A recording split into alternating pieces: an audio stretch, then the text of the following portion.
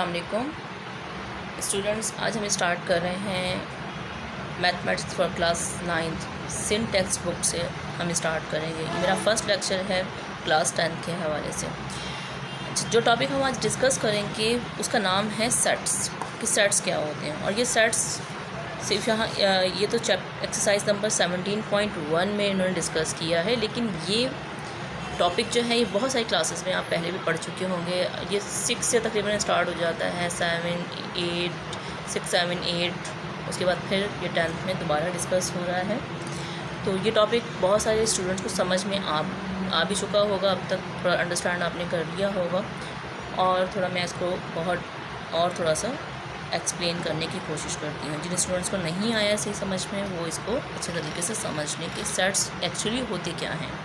इस सेट से ही, सेट का लफ्ज़ ही बता रहा है। सेट की डेफिनेशन क्या है, पहले आप ये देखें कि set is a collection of well defined object. Well defined object, या फिर हम कह सकते हैं रिलेटेड ऑब्जेक्ट या रिलेटेड थिंग्स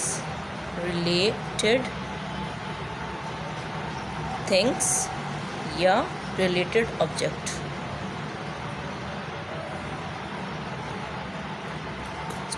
रिलेटेड ऑब्जेक्ट या रिलेटेड थिंग्स या डिफाइंड थिंग्स का मतलब क्या है, यानी कि अगर मैं ये कहती हूँ कि ये टी सेट है, तो टी सेट से ही आपके माइंड में क्या आता है कि इसमें कप्स होंगे, पिच होंगी और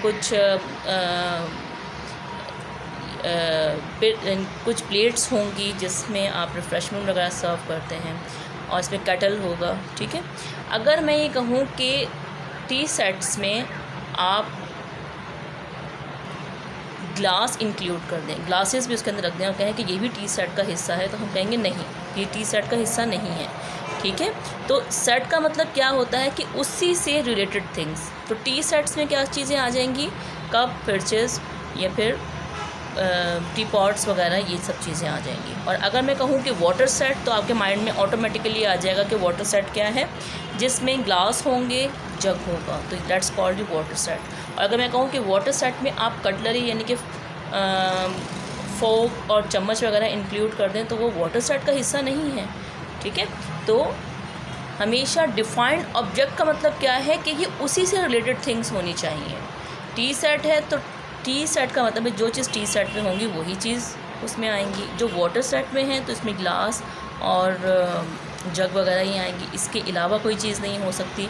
और अगर मैं कहूँ कि बेड सेट, तो बेड सेट में क्या आ जाएगा, एक बेड आ जाएगा और उसमें 2 चेयर्स वगैरह आ जाएंगी।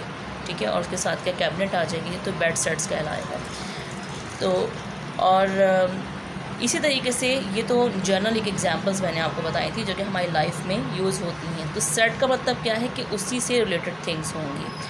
अगर मैं मैथ्स में इस सेट्स को डिफ़ाइन करती हूँ, तो इसमें कुछ सेट्स होते हैं। जैसे मैं कहूँ नेचुरल नंबर का सेट, तो आपके माइंड में अगर आपको पता होगा कि नेचुरल नंबर होते क्या हैं, ये देखिए, ये तमाम सेट आपकी बुक में पेज नंबर 2 पे दिए गए हैं। तमाम ये सेट्स हैं। इसमें क्या है, नेचुरल नंबर सेट, इसको एन से इंडिकेट करते हैं। ठीक है, एन से notation, this called the notation. और इसके अंदर ये जितने भी नंबर्स होते हैं, दैट्स कॉल्ड द एलिमेंट्स, इनको कहा जाता है एलिमेंट्स। और इसको किससे लिखा जाता है, इसको ऐसे एन से लिखा जाता है। ठीक है, तो अगर कहीं पे भी आप इस तरह का एन देखेंगे तो आप समझ के मैथ्स की बुक में, तो आप ये समझ जाएं कि ये नेचुरल नंबर के सेट को इंडिकेट कर रहा है। और नेचुरल नंबर के सेट, इसमें कौन से एलिमेंट्स होते हैं, इसके एलिमेंट्स ये होते हैं जो 1 से स्टार्ट होते हैं, इसमें 0 इंक्लूड नहीं होगा। 1 से स्टार्ट होंगे, 2, 3, 4, 5, 6, 7, 8 और फिर जितने भी इससे आगे नंबर्स हैं जो पॉजिटिव नंबर हैं, वो तमाम नेचुरल नंबर का हिस्सा हैं। ठीक है, यानी कि जो भी सेट 1 से स्टार्ट होगा, 1, 2, 3, 4, नो गैप, कोई भी गैप नहीं आएगा इसके अंदर, और ये नंबर चलते चले जाएंगे, उसे कहा जाएगा नेचुरल नंबर। ठीक है, उसके बाद आ जाते हैं होल नंबर। होल नंबर कौन से होते हैं, जिसको हम इस W से इंडिकेट करते हैं, यानी कि इसकी नोटेशन क्या है, इसकी साइन क्या है, इस तरह का W। अगर ये W लिखा हुआ है तो आप समझें ये होल नंबर का सेट है। होल नंबर में कौन से नंबर आते हैं, ये नंबर 0 से स्टार्ट होते हैं, सारे पॉजिटिव नंबर, लेकिन स्टार्ट होंगे 0 से। 0, 1, 2, 3, 4, 5, 6, 7, 8 अप टू जितने भी नंबर इसके बाद आएंगे वो तमाम होल नंबर कहलाएंगे। डॉट डॉट का मतलब है कि इसके बाद नंबर चलते चले जा रहे हैं। और ये हमेशा होल नंबर स्टार्ट होते हैं ज़ीरो से। अब देखें नेचुरल नंबर और होल नंबर में क्या डिफरेंस है। नेचुरल नंबर 1 से स्टार्ट हो रहे हैं, 1 2 3, और होल नंबर में 0 भी इंक्लूड हो रहा है, 0 1 2 3 4। ठीक है, ये समझ लीजिए तमाम सेट्स को, क्योंकि ये तमाम आपकी एक्सरसाइज में यूज़ होंगे, 17.1 में भी यूज़ होंगे। उसके बाद क्या है, सेट ऑफ इंटीजर्स। इंटीजर्स में क्या होते हैं, इंटीजर में तमाम नंबर्स, कौन से नंबर, एक तो इंटीजर के सेट को हम इंडिकेट करते हैं जेड से। कौन से जेड से, दिस साइन जेड से इंडिकेट किया, और इसमें तमाम नंबर आएंगे। ये ज़ीरो तो हमेशा देखें, आप याद रखेंगे ज़ीरो हमेशा पॉजिटिव होता है। अब जो नंबर राइट साइड की तरफ जा रहे हैं वो पॉजिटिव, यानी कि 0 का 1 2 3 4 अप टू 5 6 7 8 9 10 चलते चले जा रहे हैं, और -1 -2 -3 अप टू जितने भी नंबर हैं वो चलते चले जा रहे हैं। ठीक है, यानी कि तमाम प्लस के नंबर, तमाम माइनस के नंबर और ज़ीरो, तो ये तमाम जो हैं इसे कहा जाता है इंटीजर नंबर का सेट, और इसको हम इंडिकेट करते हैं किससे, इस साइन Z से इंडिकेट करते हैं। ठीक है, इसमें पॉइंट्स वाले नंबर नहीं होंगे, सिर्फ कौन से, ये वाले होल नंबर्स, इनके 0 से 0 1 2 3 4 और -1 -2 -3, वो तमाम नंबर्स जो हैं वो इंक्लूड होंगे। ठीक, उसके बाद क्या है, इवन नंबर का सेट। अब देखिए इवन नंबर कौन से होते हैं, ये आपको पता है कि इवन नंबर को हम ई से इंडिकेट करते हैं, और इसमें 0, फिर उसके बाद 2 4 6 8 तमाम प्लस के, तमाम माइनस के। अब इवन नंबर देखें, ये है इवन नंबर का सेट। ठीक, इसमें क्या क्या होगा, 0 2 प्लस के नंबर 2 4 6 8 10 तमाम, और उसके बाद -2 -4 -6 -8 अप टू, ये भी चलते चले जाने हैं। अच्छा, ये कौन से नंबर हैं, यानी कि एक नंबर छोड़ के एक नंबर। अगर आप ये देखें, 0 तो इसमें है ही है, ऐसा नंबर जिसको अगर हम 2 से डिवाइड कर दें तो उसका रिमाइंडर कुछ ना बचे। ठीक है, जैसे हम 2 को लेते हैं, 2 को लिया और इसको 2 से ही डिवाइड किया, तो 2 1 ज़ा 2, यहाँ पर कुछ रिमाइंडर नहीं बचा। तो ये समझ लें, जो 2 के टेबल में नंबर आता है उसे कहा जाता है इवन नंबर। ठीक है, जो भी नंबर 2 के टेबल में आता है, ऐसा नंबर जिसमें रिमाइंडर नहीं बच रहा। अगर हम 4 को भी डिवाइड करते हैं, अगर सपोज़ हम 5 को डिवाइड करते हैं, ठीक, 2 2 ज़ा 4, अब इसको माइनस करेंगे तो रिमाइंडर 1 बच जाएगा। 1 बच गया ना, इसका मतलब 5 जो है वो इवन नंबर नहीं है। ठीक है, बाकी तमाम आप देख लें। उसके बाद 6 को अगर आप डिवाइड करेंगे, 2 3 ज़ा 6, इसमें रिमाइंडर कुछ नहीं बच रहा। इसका क्या मतलब है कि ये भी 6 भी आपका इवन नंबर है। इसी तरीके से आप 7 को डिवाइड करेंगे तो आपका रिमाइंडर बचेगा, तो वो इवन नंबर नहीं है। इनके जिसको भी, किसी भी नंबर को अगर आप 2 से डिवाइड करते हैं ना, तो उसका अगर रिमाइंडर नहीं बच रहा तो वो इवन नंबर है। सही, यानी कि वो तमाम नंबर जो कि 2 के टेबल में आते हैं, that's called the even number. सही, उसके अलावा सेट एक होता है ऑड नंबर का, जो कि हम ओ से इंडिकेट करते हैं इसको।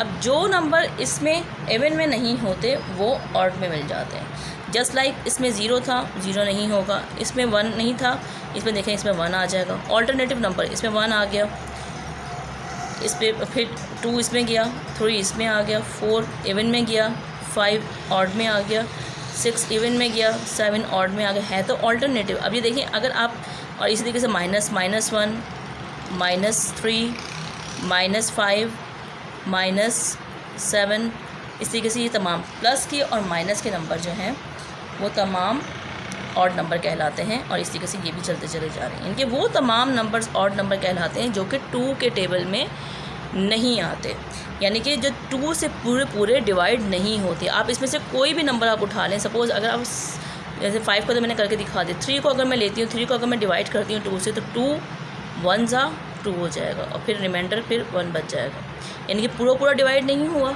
इसका क्या मतलब है कि ये ऑड नंबर है। जो पूरा नंबर डिवाइड ना हो, यानी कि उसका कोई रिमाइंडर बच जाए, that's called the odd number. और जो 2 से पूरा डिवाइड हो जाए और उसमें कुछ भी ना बचे, that's called the even number, just like this. ठीक है, अच्छा, उसके अलावा अदरवाइज़ बच्चे, ज़्यादातर स्टूडेंट्स इस तरीके से ही अपने माइंड में रखते हैं कि इवन नंबर जो हैं 2 4 6 8 इस तरीके से याद, इस तरीके से होते हैं, और ये तमाम प्लस में भी और माइनस में भी। इसी तरीके से ऑड नंबर जो 1 3 5 7 9 11 13 यानी कि ऑल्टरनेटिव 1 के बाद 1 नंबर, तो प्लस में भी माइनस में वो तमाम नंबर कहलाएंगे ऑड नंबर्स। ठीक है, इसके बाद हमारा आ जाता है प्राइम नंबर्स। अब प्राइम नंबर्स कौन से नंबर्स होते हैं? प्राइम नंबर्स ऐसे नंबर्स को कहा जाता है जो कि सिर्फ या तो 1 के टेबल में आते हैं, 1 के टेबल में तो सारे ही नंबर्स आ जाते हैं, या फिर अपने ही टेबल में आते हैं। जस्ट लाइक 2 सिर्फ अपने ही टेबल में आता है, किसी और टेबल में नहीं आता। 3 भी अपने ही टेबल में आता है, किसी और टेबल में नहीं आता। इसके बाद देखिए 4 नहीं है प्राइम नंबर। 4 इसलिए नहीं है कि 4 2 के टेबल में आता है, ठीक है, इस वजह से वो प्राइम नंबर नहीं है। और 5 भी अपने ही टेबल में आता है, इसलिए प्राइम नंबर है।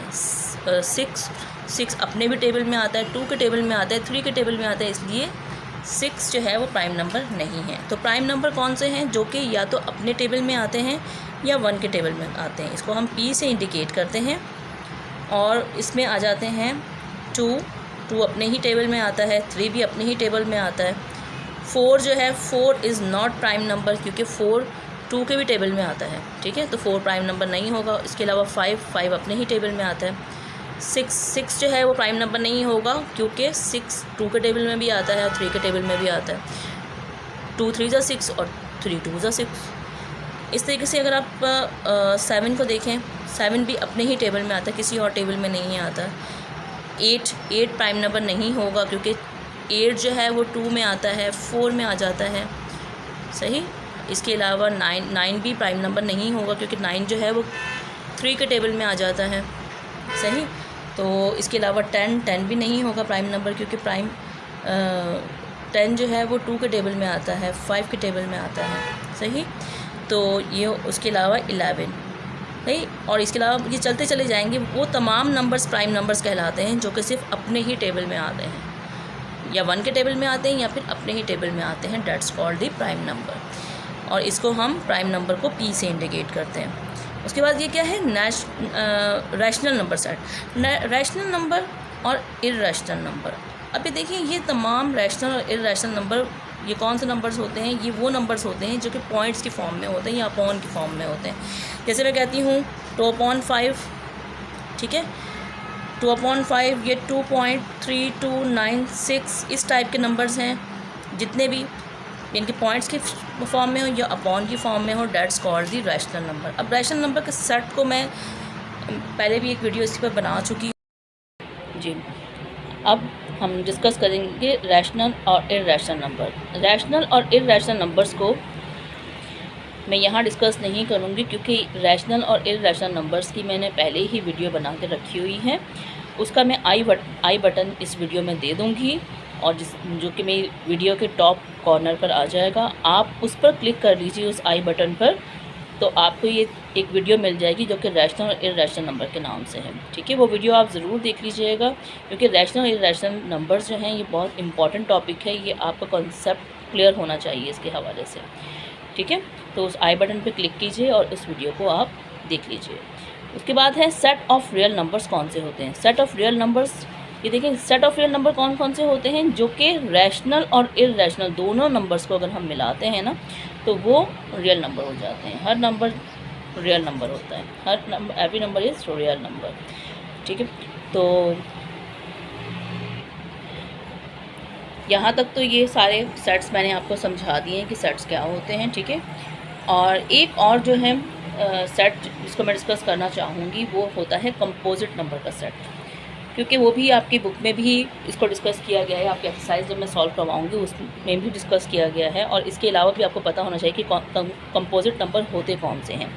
कि कंपोजिट नंबर वो तमाम नंबर कंपोजिट नंबर होते हैं जो कि अपने टेबल में भी आते हैं और अपने टेबल के अलावा भी दूसरे टेबल्स में यूज़ होते हैं। इनके दूसरे टेबल्स में भी आते हैं, अपने टेबल्स में भी आते हैं और दूसरे टेबल्स में भी आते हैं। जस्ट लाइक 2 सिर्फ अपने ही टेबल में आता है, ये नहीं होगा। 3 अपने ही टेबल में आता है, 2 नहीं होगा कंपोजिट नंबर। 3 भी कंपोजिट नंबर नहीं होगा, क्योंकि ये सिर्फ अपने ही टेबल में आता है। जब 4 जो है वो कंपोजिट नंबर कहलाता है, ठीक, क्योंकि ये देखिए 4 जो है 2 के टेबल में आता है, अपने टेबल के अलावा 2 के टेबल में आता है। इसके अलावा 5 भी कंपोजिट नंबर नहीं होगा, क्योंकि ये सिर्फ अपने ही टेबल में आता है। इस तरीके से 6 जो है वो कंपोजिट नंबर होगा, क्योंकि 6 3 में भी आता है, 2 में भी आता है, ठीक है। 7 कंपोजिट नंबर नहीं होगा क्योंकि वो सिर्फ अपने ही टेबल में आता है, ठीक है।